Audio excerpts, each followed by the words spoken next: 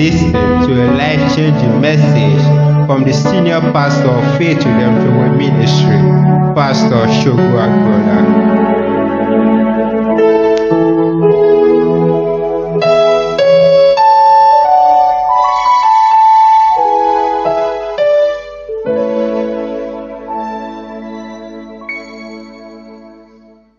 Romans chapter 8 from verse 3. For what the law could not do, in that it was weak through the flesh, God sending his own Son in the likeness of sinful flesh, and for sin, condemned sin in the flesh, that the righteousness of the law might be fulfilled in us, who walk not after the flesh, but after the Spirit. Verse 5. For they that are after the flesh don't mind the things of the flesh, but they that are after the Spirit, the things of the Spirit. For to be carnally minded is death, but to be spiritually minded is life and peace. Because the carnal mind is enmity against God, for it is not subject to the law of God, neither indeed can be. So then, they that are in the flesh cannot please God. But ye are not in the flesh, but in the Spirit. If so be that the Spirit of God dwell in you. Now, if any man have not the Spirit of Christ, he is none of his. Verse 10. And if Christ be in you, the body is dead because of sin, but the Spirit is life because of righteousness. Verse 11. But if the Spirit of him that raised up Jesus from the dead dwell in you, he that raised up Christ from the dead shall also quicken your mortal body by his Spirit that dwelleth in you. Praise the Lord. Since last Sunday, we have been talking about the topic, we are not under law, we are under grace. We are not under law, we are under grace. And I mentioned at least 5 things that makes the law ineffective, that make God to take us away from under law. Give us one after the other. Praise the living Jesus. And who can remind me, number 1, we live by law. Those who are under law live by law. They live by the law. Can give me number 2. The law, God gave us the law for us to be righteous. God gave us the law so that righteousness can be fulfilled in us. But instead, because of the weakness in our flesh, instead of giving us life, it gives us death. Number 3, sin came because of the law. There wouldn't have been sin. For example, if there is no law in Nigeria that you must not kill, if anybody kills, nobody will arrest. If there is no law in Nigeria that you must not steal, if anybody steals, nobody. There is sin, but the sin is not sin without law. You can say sin is dead without law. Number 4, you can remind me, the law is spiritual. Now, we are carnal, and the law is spiritual. And the Bible says, a carnally minded person cannot please God. So that is where the problem comes. And who can tell me number 5? The flesh weakened the law. The flesh weakened the law.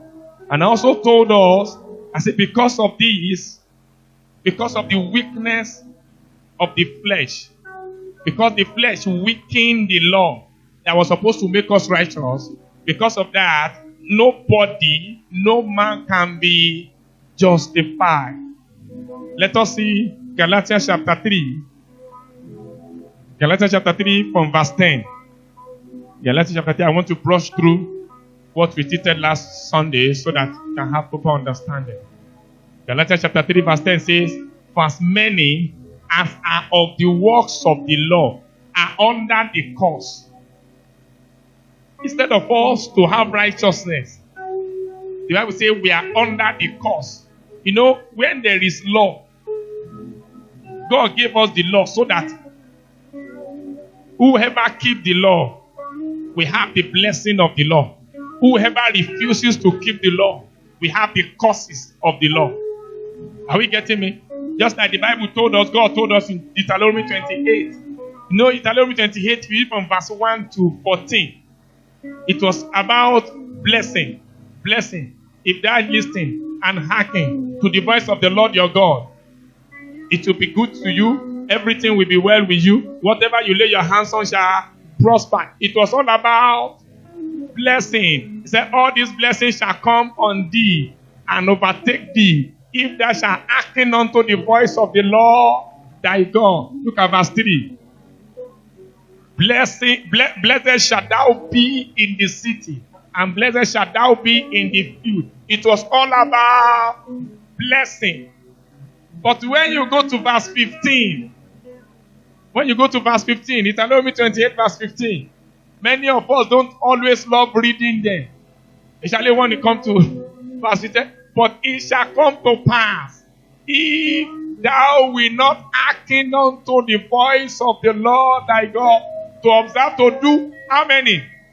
All his commandments and his statutes, which I command thee this day, that all these curses shall be upon thee. Now look at the Galatians chapter 3 that we read. Galatians chapter 3 from verse 10. So the law given to us can release blessing unto us, and it can release curses. But this is because, now look at verse 10. He said, for as many as are of the works of the law are under the curse. He said, for it is written, cursed is everyone that continueth not in how many? All things which are written in the book of the law, to do them. So you must, before you can be righteous by the law, you must do all. And if you know you are here, I know we are very spiritual. You know you can do all. Let me see your hand. All. Now look at verse 11. Verse 11. He said, but that no man is justified by the law in the sight of God, because nobody can do all. So because of that, none of us can be justified. None of us can be justified by the law in the sight of God. You may see yourself, you may justify yourself by your own self. People may justify you. Ah, that brother is so cool. He's not born again. Ah, that brother is so cool, he's so nice. Ah, that brother, he doesn't talk. Even when you abuse him, you will not see anything. There was even a time, Sister so slapped him. He didn't utter a word. Very cool, he's going to heaven. Hear me? If the person is not born again, he's not going to any heaven. Acts chapter 10. Acts chapter 10, if you read from verse 1. Many of us, it's a story that we know. Cornelius. The Bible told us, he said, there was a certain man in Caesarea called Cornelius, a centurion of the band called the Italian band. This man was so nice. If you get home, you can read it. He said, a devout man and one that feared God. Look at what the scripture said. He did what? He feared God with all his house, which gave much alms to the people and prayed to God always. He saw a vision evidently about the ninth hour of the day. An angel of God coming in to him and saying unto him, Cornelius. And when he looked on him, he was afraid and said, what is it, Lord? And he said unto him, thy prayers and thy alms are come up for a memorial before God. And now send men to Joppa and call for one Simon, whose surname is Peter. he lodged with him. We lodged with one Simon a tanner, whose house is by the seaside. He shall tell thee what thou oughtest to do. What he needed to do. The Bible said he feared God. He gives alms. He prayed. But because he has not given his life to Jesus, there is something he needed to do to be saved. Despite the fact that he feared God, in the sight of God, he cannot be justified. So he needed to do something. That is what will make him righteous before God.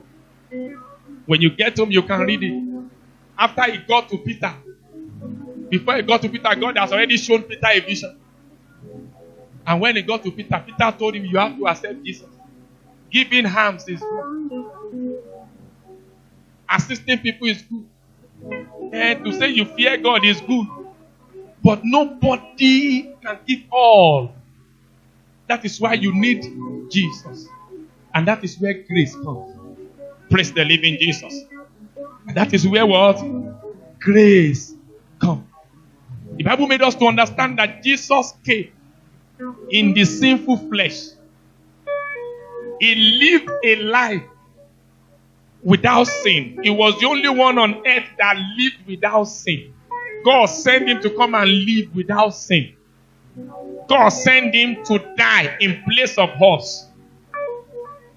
I told us last Sunday, according to Romans chapter 7, if you read from verse 1, he was telling us about marriage.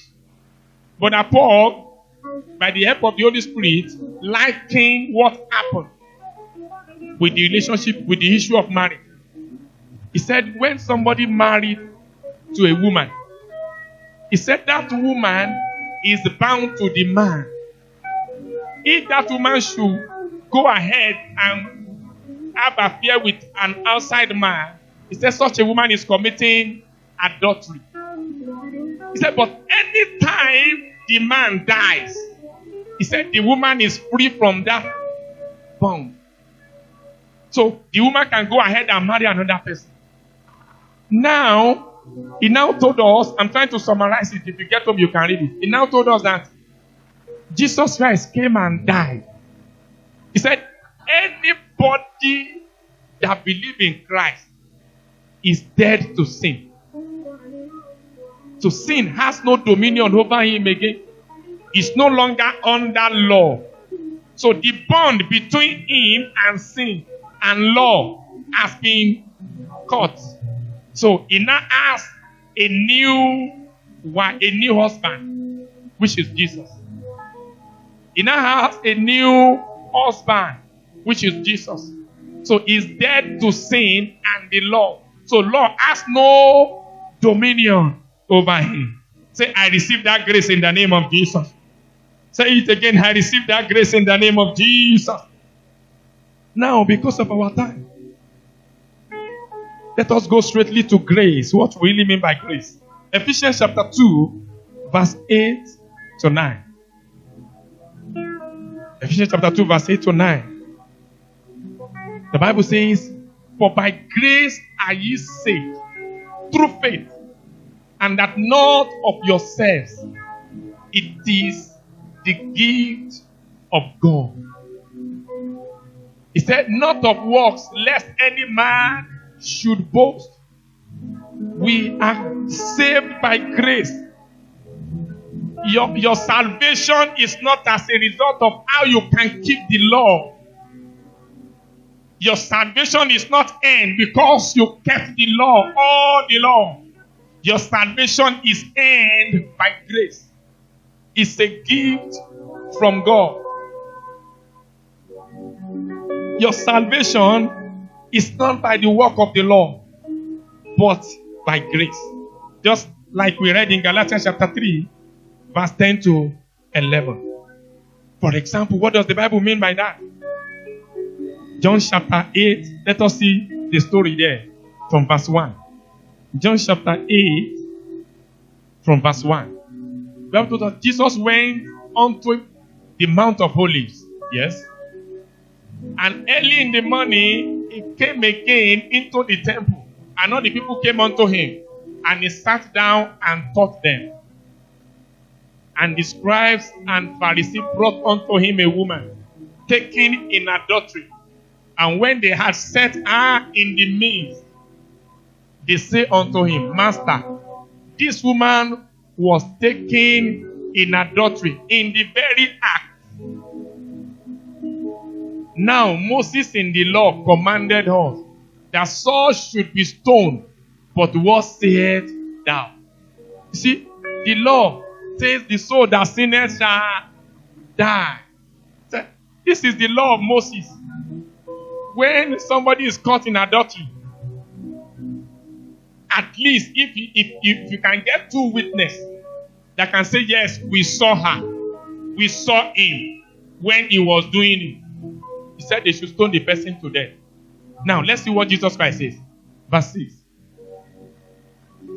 Verse 6. This they said, tempting him, that they might have to accuse him. They wanted to say if he's going to go against the law of Moses. But Jesus stooped down. He bent down and he was writing something. And with his finger wrote on the ground as though he heard them not. It was doing as if he didn't hear them. He knew they were trying to put him, but he knew the purpose why he came. Now look at what he said. So when they continued asking him, he lifted up himself and said unto them, He that is without sin among you, let him first cast a stone at her. And again he stooped down and wrote on the ground. When they were asking him, we have caught this woman. She committed adultery. We saw her in the very act. This one testified. Another person testified. Jesus Christ looked at them and he bent. Maybe he was drawing something. Yeah. Master, tell us now. What should we do? After all, this is the law of Moses. And you said you have not come to destroy the law, but you have come to fulfill it. He didn't write anything. After a while, he stood up and he told them, anyone among you who has not committed any sin, let him be the first that will throw the stone. And he bent down again. In other words, all of them, none of them is not committing adultery. None of them has never committed any sin. But because the woman was caught in the very act, they wanted to stone. That is the law. That is the weakness of the law. Anybody that they caught, they catch, they stone the person. The Pharisees and the Sadducees, they were doing as if they were holy. And in secret, there were sins. There were sins. Look at the story. And they which heard it, being convicted by their own conscience, they are called, don't let me stone. This man is a prophet. Oh. If I say I didn't commit sin, he will tell people now what I did yesterday. If I start to stone this woman now, this man, I know he's a prophet. He will be able to, he will tell people now that I killed somebody yesterday. He will tell people now that I committed adultery yesterday. I stole yesterday. Look at what the Bible says. And they which heard it, being convicted by their own conscience, went out one by one, beginning at the eldest, even unto the least. And Jesus was left alone, and the woman standing in the midst. Now look at what Jesus Christ said. When Jesus had lifted up himself and saw none but the woman, he said unto her, Woman, where are those thy accusers? Has no man condemned them? She said, No man, Lord. And Jesus said unto her, Neither do I condemn thee. Go and sin no more. That is grace. That is grace. Jesus has not come to condemn any one of us. He has come to save us. He has come to deliver us from the power of sin. We are supposed to die. The devil has already condemned us. But all of a sudden, the grace of God appeared. and saved us. Just imagine what would have become of you, what would have become of me if Christ didn't save us. You knew what you used to do in the past. You knew what you used to do in the secret. Nobody is aware. Even though you say, nobody sees me. Just like the Pharisees and the Sadducees said, nobody saw them. But there is an eyes above the heavens, seeing every secret thing. If not for the sake of Christ, that woman would have been stoned. And ask me, who would have stoned him? Sinner like her. Who would have stoned him? Sinners like her would have stoned her. But grace saved her. As many that are in one bondage or the other, grace will save you today. I say grace will save you today. In the mighty name of Jesus. Now, what is grace? I have two definitions of grace. Number one, grace is unmerited divine assistance given to human for their sanctification and justification. I will take it again. Grace is unmerited divine assistance given to human for their sanctification and justification. Grace is unmerited divine assistance given to human for their sanctification and justification. It's an assistance from above, from God. When God saw our weakness, when God saw that we're on our way to hell, when God saw that these people can never be justified by law, He released grace to sanctify us and to justify us.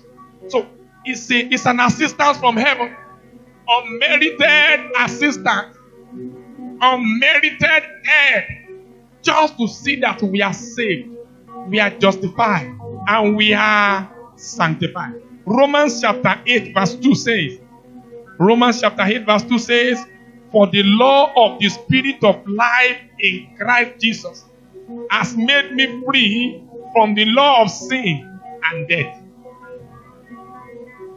Let us look at the screen, what the Bible says. For the law of the Spirit of life in Christ Jesus has made me free from the law of sin and death. When you look at this, what the Bible says there, you may want to be confused a bit. But what the Bible is saying is this. Just like as I explained to us before, that the law gives blessing and can as well give curses. It was the same law that led to sin and death. And it was the same law that gave us life through Jesus. Why? Jesus was able to keep the law. He held the righteousness of the law and He gave it to us. And because of that, we were delivered from the curses. The curses of the law, which is death. We were delivered from it. Just like Galatians chapter 3 verse 13 told us. Galatians 3 verse 13. He said, Christ has redeemed us from the curses of the law. Galatians 3:13. Christ has redeemed us from the curse of the law, being made a curse for us. For it is written, cursed is everyone that hangeth on a tree. So the curse, the law of death, sin and death was in our life. When Christ came and died, and the law of life, which is righteousness, and gave it to us and made us righteous. I believe God is speaking to somebody. So it means that Christ has delivered us from the bad of that law, the evil thing that is associated with the law. And He has given us the good part of the law, which is blessing, righteousness, life. Praise the living Jesus. Now let us look at the second definition of grace. As we are rounding up gradually, grace is divine assistance in resisting sin. Grace means divine assistance in resisting sin, or divine assistance to resist sin. Divine assistance to resist sin. That means grace will not deliver you from sin and alone. It will also help you to resist it anytime it wants to reoccur. I hope God is speaking to us. What I mean is this. If somebody commits, let's say somebody steals something in Nigeria, there is a law for that. There is a punishment that should be given to anybody that steals. Am I right? And if the person, maybe somebody else says, okay, I will stand in the gap for him, instead of punishing him, just like Christ did, come and punish. And if the person decided to stay in the gap for that person, that person will be free from that thing. But if that person goes ahead and steal again, what will happen again? The law may still punish him. But when you talk of grace, grace delivers you from the power of sin, from death, and it gives you and it helps you to resist future sin. Any sin that the devil may want to bring again, grace assists you to resist sin. Let us see Romans chapter 6. Romans chapter 6. Let us read 14.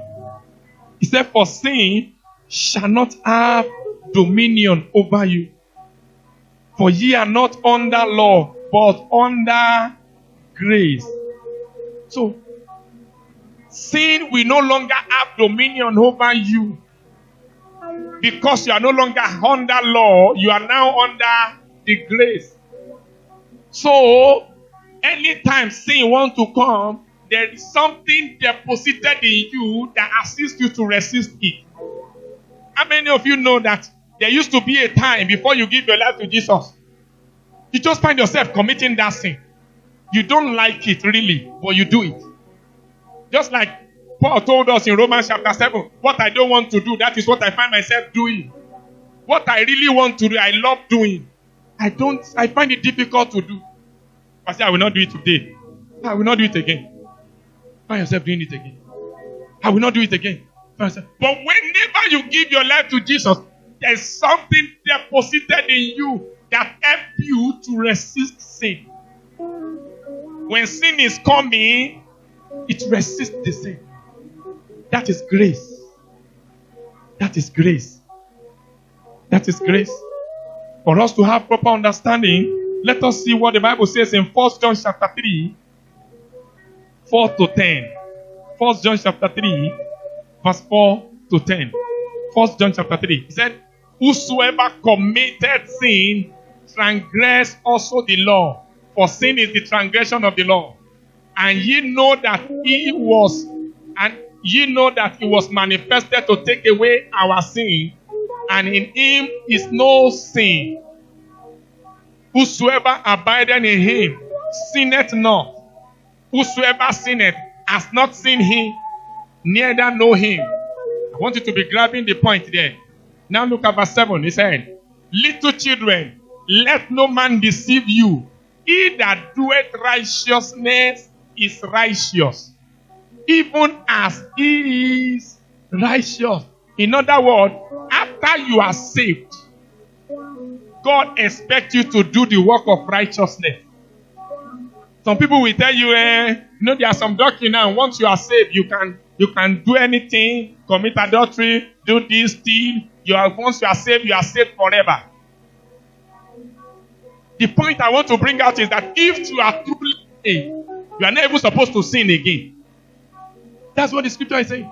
It's not a matter of if you are saved, even when you commit sin, when you do this, and no.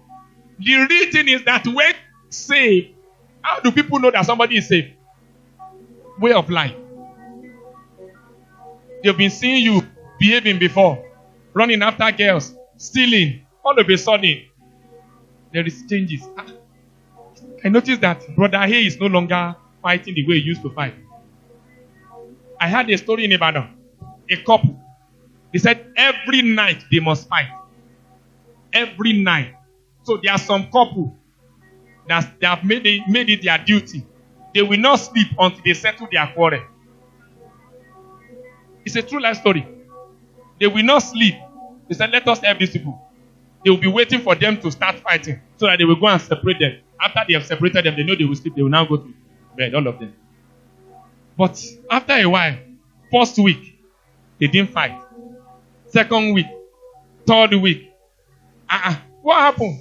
But longer fighting. And they tried to they went to them and said, Daddy, so, mommy, so. We noticed that for quite a while you have not been fighting. And they were laughing. We have given our life to Jesus. When we went program and they made altar call and we gave our life to Jesus.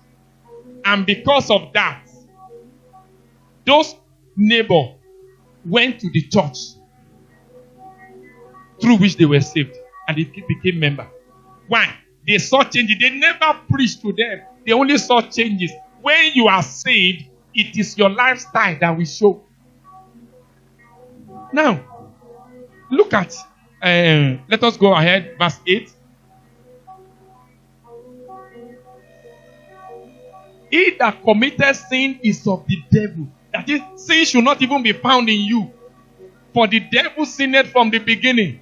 For this purpose the Son of God was manifested, that he might destroy the works of the devil. Now look at verse 9. Whosoever is born of God, or let me put it this way, whosoever is born again, do not commit sin. For his what? His seed remaineth in him, and he cannot sin because he is born of God. Whosoever is born of God, let us read it again. Verse 9. I want to bring out something there. Whosoever is born of God, do not commit sin. If truly God is your father, you cannot commit sin. For his seed remaineth in him, and he cannot sin because he is born of God. Look at verse 10. In this the children of God are manifest, and the children of the devil. Whosoever doeth not righteousness is not of God, neither he that loveth not his brother. Go to verse 9 again. Whosoever is born of God do not commit sin, for his seed remaineth in him. If truly you are born of God, there is a seed of God that is in you. There is seed in you. There is a seed that God has deposited in you. Whosoever is born again has the seed of God. The question is, what do we mean by seed? What is the meaning of seed? Seed. I want us to have proper understanding. Seed. Generally speaking, I want to give us definition of seed. A seed is an embryonic plant. Embryo. A seed is an embryonic plant in a protective outer covering. In other words, a seed is a baby plant. When you take a seed, for us that are writing, a seed is an embryonic plant. Embryo plant. Embryo. When you talk of embryo, most of us that did biology agree. Embryonic plant. In other words, baby plant. When you hold a seed, inside of that seed, there is a plant there. How many of us know that every seed that has not died has life? Every seed that can grow again has life in it. If you plant a seed and it doesn't grow, that means it has died. So it has life. And the Bible said anybody that is born of God cannot commit sin because the seed of God is in him. There is a seed of God planted in every born again Christian. And that seed is meant to grow. and give you the nature of God. And in the nature of God, there is no sin there. So when you begin to grow, when the seed begin to grow, you begin to behave in the nature of God. Things begin to change. Somebody that knows how to lie before can no longer lie. Somebody that knows how to steal before can no longer steal. There's something in you growing gradually. And after a while, what will happen to a seed? It became a big tree. And after that, it began to bring out fruit. That is the fruit of the Spirit. Chapter 5, if you read from verse 22, talks about the fruit of the Spirit. But you start from somewhere. The moment you give your life to Jesus, a seed is already planted in you. Now, as a child of God, you need to begin to nurture the seed through the word of God, so that the tree begin to grow, the seed begin to grow. As the seed is growing, becoming plant, you too, you are growing in the nature and the character of God. Praise the living Jesus. Praise the living Jesus. So there's no how you carry the seed in you and you will not live a holy life, because the seed is a seed of righteousness. 1 Peter chapter 1 verse 23. 1 Peter chapter 1 verse 23. 1 Peter 1 23. 23. Being born again. Look at it. Very clear. Being born again. Not of corruptible seed, but of incorruptible, by the word of God which liveth and abideth forever. So the seed is not a corruptible seed. It's a seed of righteousness. Seed that when it is in you and is growing, you begin to live a righteous life. So anybody that is under grace is not under law, but under grace. But at the same time, it doesn't sin. I hope God is speaking to us. You know, when you are under law, you must abide by the law by all means if you want to earn righteousness. And nobody can do that. But when you are under grace, God deliver you from the sin you have committed. He put a seed in you to resist sin. As the seed is growing, let me show us something in the scripture. Colossians chapter 3 verse 9. Colossians chapter 3 verse 9. It says, lie not one to another, seeing that ye have put off the old man with his deeds. Verse 10. And have put on the new man, which is renewed in knowledge, after the image of him that created him. That's the seed he's talking about. He said, lie not one to another. You see, the moment you give your life to Jesus, your flesh will still want to be doing the whole things he used to. The moment you give your life to Jesus. Somebody that lies. You know, there are some people, I have been telling us here, when they want, don't think about lie. You know, there are some people they will have to say, oh, I will say this. Some people don't do that. As they are talking, lies are coming. Their lies are coming. When they give their life to Jesus, old man will leave. New man will come in. The seed, we should be renewed. We should grow up by knowledge of the word of God. Study the word. We be in him. But as it's growing, his flesh will still want to do the whole thing. Maybe the person is used to fornication. The flesh won't say go and fornicate. But the seed will be resisting. Why do you have to do that? You don't have to do that. You are again. You're not supposed to do that. And by resisting that sin, after a while, your flesh will be used to your way of life. Do you get what I'm saying? Do you know when you start fasting, for example, day 1,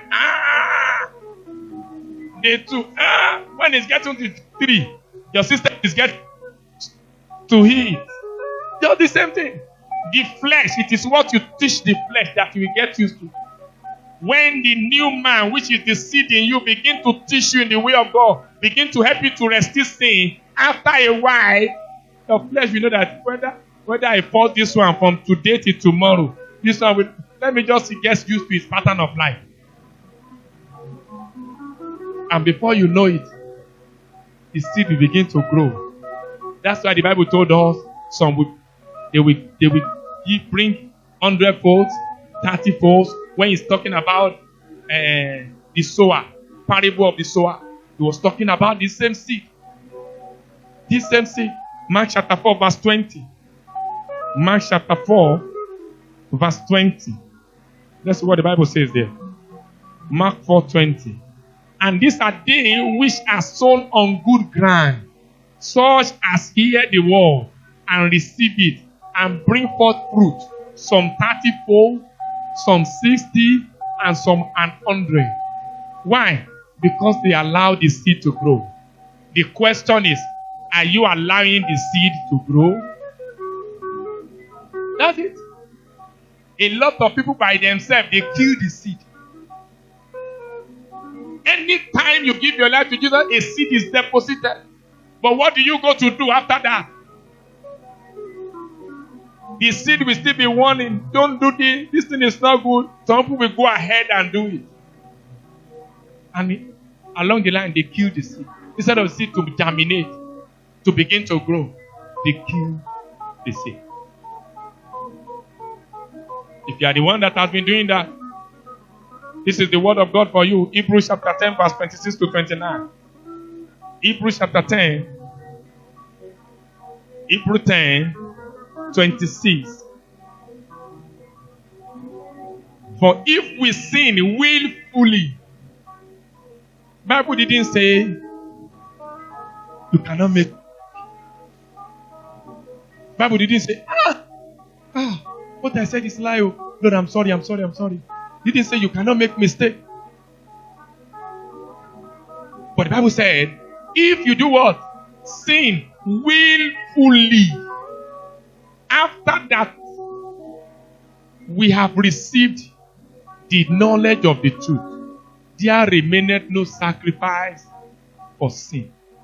What God does not want is that for you to sin willfully. Willfully. Just decided I want to go and do this. After all, the God I've been serving didn't answer me. Let me just go and do it. Let me go back. God does not want us to sin willfully. So there remained no sacrifice for sin. Let us see verse 27. But a certain fearful looking for of judgment and fiery indignation, which shall befall the adversary. He that despised Moses' law, look at what happened. He that despised Moses' law died without mercy under 2 or 3 witnesses, just like what happened in John chapter 8, the story of that woman. Died without mercy. And that is what some other religions are doing now. Some people, they cut off their hand. That's what their law says. Some people, they kill them. You go to Saudi Arabia now, and anybody commits sin, some people, they kill them. You see, there was a time I was just thinking about this thing, and I was asking the Holy Spirit, just give me proper understanding. Why is it like this? And he told me, praise the Lord. Something just came to my mind now. How many of us we've read? I think it's in 1 Kings or thereabout. Yes. When 2 women gave birth and they were sleeping, and one child died. He died or they hurt the child. Okay, he died. And they now exchanged it. They now went to Solomon. King Solomon. Hey, this one is my child, it's my child. And he took, I said, okay, we are going to cut the child. The woman that is not the owner, what did she say? She said, cut it and give it to her. Because what? It's not the owner. But the real woman said, okay, give the baby to her. If the child grows up, because this is our blood. The same thing applicable to God and the devil. God doesn't, the Bible says God has no pleasure in the death of sinner, but the sinner should repent and be saved. But devil has entered some people, and he make them, anybody that sin, kill them. Why? He's not the creator. Devil is not the owner. He's not the one that created us. Kill them. But God will say, no, I made them. Let me give them room for repentance. And that is one of the reasons why sinners, God always preserve, give them more chance to repent. Let me tell you one thing, if it were for the devil want us to die while we were in sin. Before we met Jesus, he will want us to die so that we can go to hell. But God is preventing us. Let me give him another chance. Let me give her another chance. Peradventure is going to change. Peradventure she will change. Let me give her another chance. And thank God we are saved. Is God speaking to somebody? So when with the devil, when with the law, they killed them. It was God that gave the law, really. But the law was meant to make us righteous. When God saw that instead of being righteous, it was sin and death, God still provided solution to save us. And that is why he took us away from under the law and he put us under grace. Let somebody shout hallelujah. So, God does not expect us to sin willfully after we have accepted. I received the knowledge of truth. As we are saved, he has given us a seed. And what are you supposed to do? Nurture the seed to grow. Water the seed by studying the word. Study more of the word. Brethren, if there's anything you should never do away with, you should never be slack about, is the word of God. And that is where most of us are lacking. Because of daily activities. You go in the morning, you come back at night, you can't carry the Bible again. Maybe you say you are tired, you eat. You know something happened now. Before you eat, sleep may not come. The moment you eat, it's as if the sleep was hiding somewhere. Praise the living Jesus. And it just comes like that. And I'm beginning to discover that should be a strategy from the pit of hell. So you must endeavor to study the word. He says, study yourself. Study yourself. Study to show yourself approved. A workman that needed not to be ashamed. I think 2 Timothy verse 2, chapter 2, verse 15, if I'm not mistaken. Or 1 Timothy, either of the two. 2:15. Study to show yourself approved. A workman that needed not to be ashamed, rightly dividing the word of truth. Okay, 2 Timothy 2:15. Study to show thyself approved unto God. A workman that needed not to be ashamed, rightly dividing the word of truth. The grace for us to be studying the word of God. God will give to us in the name of Jesus. I said, God will give to us in the name of Jesus. Now, finally, as we're rounding up, let us see some of the fruit of the Spirit. Galatians chapter 5, verse 22 to 26.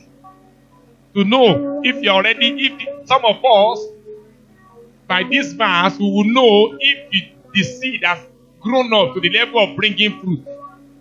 Look at the fruit of the Spirit. But the fruit of the Spirit is love. The question is, do you love people? Joy. That means, even if you are always sad, unnecessarily sad, you are just sad, you are not bearing the fruit of the Spirit. In other words, God does not want anything to make you sad. You say, I've been asking God to give me this thing, He didn't give me, and you are sad. You are not bearing the fruit. Hey, somebody talk to me anyhow, and you are sad in the Spirit. You are not bearing the fruit. God wants you to be filled with joy. Joy, peace. To have peace with people, have peace all the time. That is when people are running in that scatter, God does not want you to follow them. God wants you to be at peace. The Lord will help us in the name of Jesus. Long suffering. Authority. Long suffering. Doesn't matter. I will not leave this Jesus. Just like David said, my heart is fixed. No matter the circumstances, no matter the situation, even I've been asking him and he has not answered me. I will not leave Jesus. I will keep on serving him.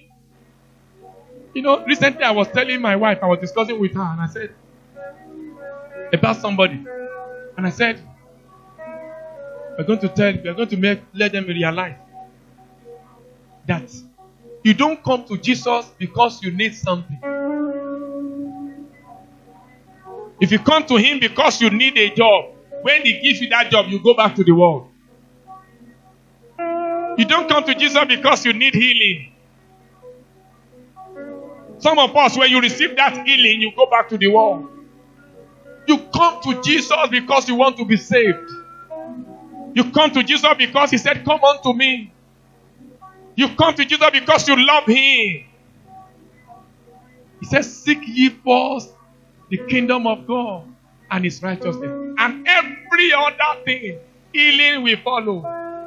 It's when we are established. That's one of the reasons why most of the time in my working with God, I have realized that God doesn't just bless at the same time. No. He will make sure you are established. He will be giving you gradually, monitoring your lifestyle. Monitoring your lifestyle. Some people, if they come to Jesus the first time, they give their life to Jesus and they go back home. Maybe they are poor before and they meet 10 million. What will happen to them? Go back to the world. But God will monitor them, establish them in him, give them a certain amount of money.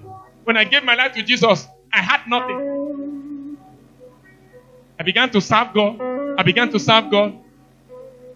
There was a time I was doing this block molding. I was still serving God. They were giving us 300 naira or 350. Removing my tithe. God saw my faithfulness a bit. He gave me a connection. The little I know, I was teaching some students. I'll go to their house, go and teach them. Secondary school. They pay me. He saw my faithfulness because I was still paying my tithe despite the fact that it was talking. He connected me to a company. I was doing security there. They were paying me a huge amount of money. He saw my faithfulness. I think I did that for 1.5 years. My faithfulness all through. Paying my tithe, doing everything by the grace of God. And he kept on promoting me until where I am now. And he has not stopped. The Lord will continue to promote you too in the name of Jesus. So what am I trying to say? God monitors your growth. So, long suffering, gentleness, goodness. That is, you have to be gentle. For the fact that you are gentle doesn't mean you are senseless. It's just the fruit of the Spirit. Goodness, faith. You exercise faith. Let's see verse 23. Meekness, temperance. You don't go angry easily. Against us, there is no law. When you are able to bear all this fruit, I want you to check yourself as you are mentioning. Which one have you been able to bear? Which one are you still lacking of? Is it that you go angry easily? Is it that there are some of it you are yet to bear? You can still do something about it. Keep on nurturing your seed by the word of God. You know the word of God, the Bible says the word of God is a mirror. It shows you yourself where you are lacking. Just like I told us, I said, anytime you go to a church, and that church, everything they say is what you want, or what you want to hear, you have not gotten to church. Church should be a place where they will show you yourself by the help of the Holy Spirit. You'll be able to see yourself. It's not a place where they condemn you, but a place where you go and you see yourself and you'll be able to change. The Lord will help us in the name of Jesus. I said the Lord will help us in the name of Jesus. Finally, Romans chapter 6, verse 10 to 14. Romans chapter 6, verse 10 to 14. For in that he died unto sin once, but in that he liveth unto God. It's talking about Christ now. Talking about Jesus. Likewise, reckon ye also yourself to be dead indeed unto sin, but alive unto God through Jesus Christ our Lord. Always reckon yourself that no, I can't commit adultery again now. I'm dead to sin. Because Christ died to sin. And you have given your life to Christ. So you too, you are dead to sin. Only let no sin therefore reign in your mortal body. Make sure sin does not reign in your mortal body. You have a power to resist sin. So use that power, ensure that sin do not reign in your mortal body. That ye should obey it in the lust thereof. You see? Something coming to your mind has not become sin until you obey it. The devil has a way of projecting evil back on. But when you embrace it, it becomes sin. When you reject it, you send it back to where it's coming from. There are sometimes you may be going if you are not, if your heart is not well purified, and an evil thought just comes to your mind, you reject it. But when you embrace it and you go along with it, it may eventually become a sin. So when you obey the lust thereof, it becomes sin. Look at verse 12. Verse 12 again. Let not sin therefore reign in your mortal body, that ye should obey it in the lust. Obeying it is what turned it to sin. We carry flesh. Somebody can have urge to fornicate. It not just came. You know it is not from God. I reject you in the name of Jesus. I come against you in Jesus. But when you embrace it and you go ahead, it becomes sin. Or sometimes it comes and you embrace it. No, you didn't do it physically, but you are just thinking about it and you are enjoying thinking about it. It becomes sin. So, you don't obey the laws thereof. Now verse 13. Neither ye your members as instruments of unrighteousness unto sin, but yield yourself unto God and those that are alive from the dead, and your members as instruments of righteousness unto God. Let your member be instrument of righteousness. Some people may say, I didn't commit sin, I didn't fornicate, I didn't do this. But if through your member others are fornicating, you have made it an instrument of unrighteousness. In so many churches today, you have different type of dressing.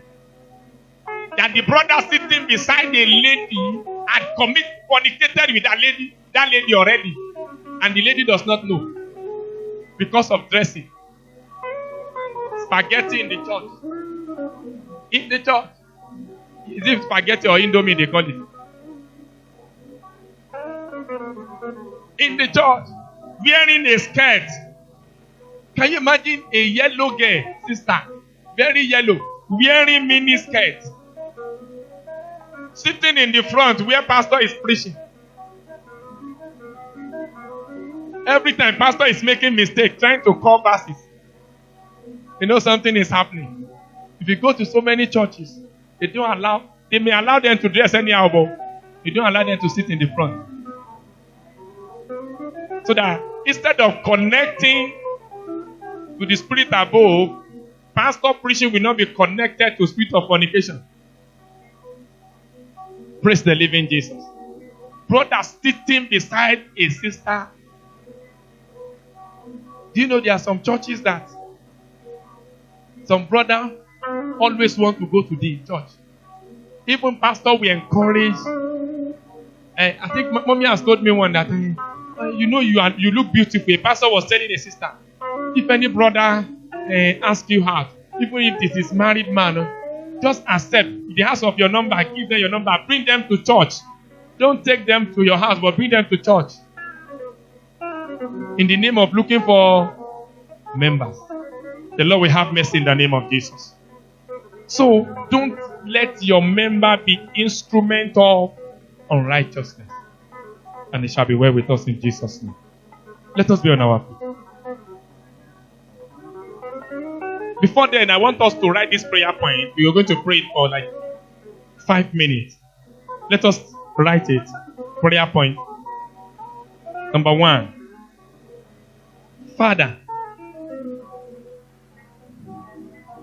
don't let the enemy kill your seed of righteousness which is in me. Don't let the enemy kill your seed of righteousness that is in me.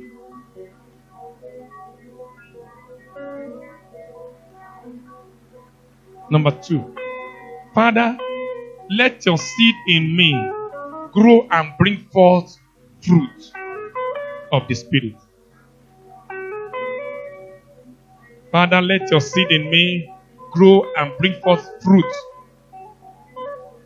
of the Spirit. Number 3. Father, don't let sin have dominion over me. These are very serious prayer points. Please, they can display it too when we begin to pray. Father, don't let sin have dominion over me. Number 4. Father, don't let me sin willfully again. Don't let me sin willfully again.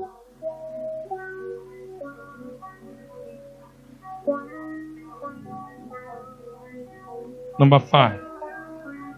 Father, every inherited nature of sin, from my mother and my father, blood of Jesus, wash them away. Father, every inherited nature of sin, from my mother, from my father, blood of Jesus, wash them away. Number 6 now. You know your weakness. Whatever you know it is your weakness that is making you to sin. That is what you will put in number 6. Lord, deliver me. Turn my weakness to strength. And number 7, another personal prayer point. Another personal prayer point.